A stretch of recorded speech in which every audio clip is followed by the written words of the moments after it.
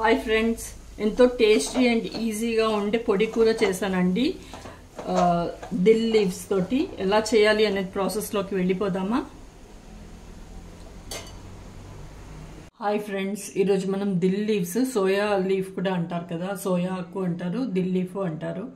దీంతో నేను ఒక రెసిపీ చూపిస్తానండి మీకు. ఇది చాలా హెల్దీ అండి. ఒక్కసారి ఈ ఆకుతోని ఏమైనా మీరు చేస్తూ ఉండండి. సీజన్లో ఇప్పుడు వింటర్లో వస్తుంది, తప్పకుండా వాడండి. దీంతో నేను పొడి కూర చూపిస్తానండి. దీనికోసం కందిపప్పు అండి కడిగి పెట్టుకున్నాను. ఒక గ్లాస్ కందిపప్పు తీసుకున్నాను. హై ఫ్లేమ్లో ఒక్క విజిల్ రాగానే ఆఫ్ చేయాలండి. ఈ రెసిపీకి, నేను చూపిస్తున్న రెసిపీకి హై ఫ్లేమ్లో ఒక్క విజిల్ రాగానే ఆఫ్ చేసేసుకోవాలి.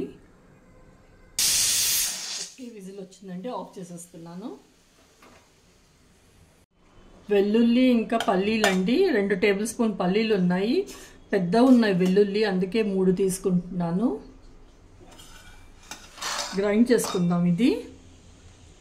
ఇదండి, ఇది ఇలాగా మధ్య మధ్యలో పల్లీలు అలా క్రష్ చేసినట్టు చేసుకోవాలంటే, అలాగే వేయాలి. ఇది కుక్కిడి పెట్టుకున్నానండి. స్టవ్ ఆన్ చేశాను. ఆయిల్ వేసుకుంటున్నాను. ఇప్పుడు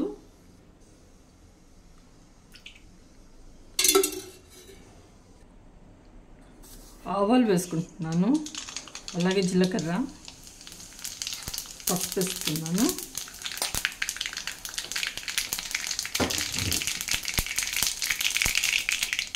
ఇప్పుడు ఇది సోయా ఆకు వేస్తున్నాను ఇక్కడ.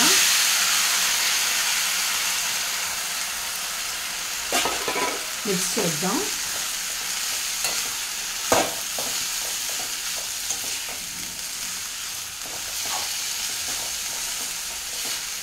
ఇది పచ్చివాసన మొత్తం పోయేంత వరకు ఫ్రై చేసుకుందాం అండి. ఇది ఇప్పుడు కలుపుకుందాం అండి. కలిపేసి మూత పెట్టుకుందాం.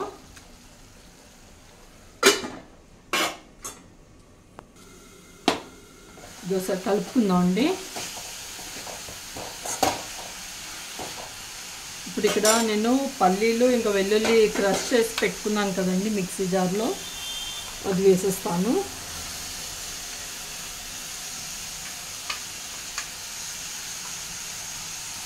ఇది ఇప్పుడు మిక్స్ చేసుకుందాం.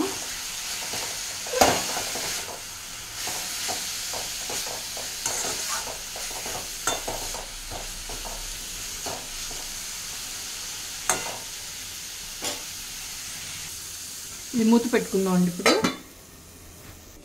ఒకసారి మూత తీసి కలుపుకుందాం. అడుగు అంటేస్తూ ఉంటుందండి, మధ్య మధ్యలో కలుపుకోవాలి. ఫ్లేమ్ ఇక్కడ లో పెట్టుకున్నాను నేను.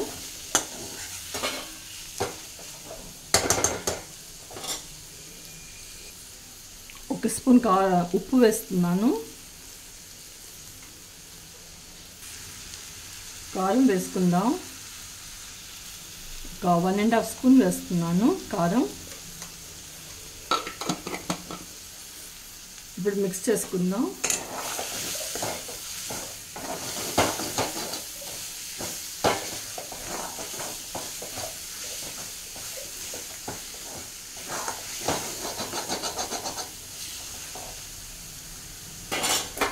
ఫ్లేమ్ లోలో పెట్టుకున్నానండి. ఒకసారి మళ్ళీ మూత పెట్టుకుందాం. మూత చేసి కలుపుకుందాం. ఇక్కడ కందిపప్పు వేసేసుకుందాం అండి. పప్పు చూపిస్తాను. అక్కడక్కడ అయిపోయండి, పలుకుగా ఉంది, అలాగే ఉండాలి. వేసేస్తున్నాను.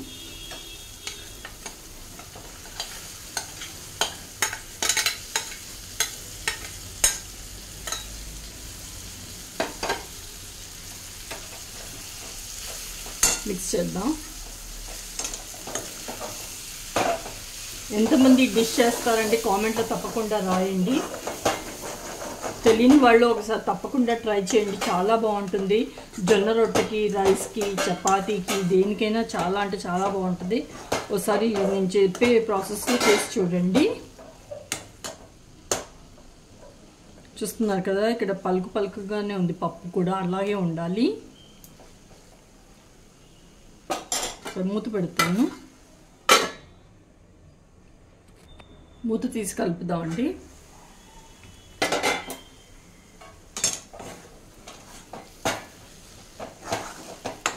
కొద్దిసేపు ఉంచుతాను, మూత పెట్టను.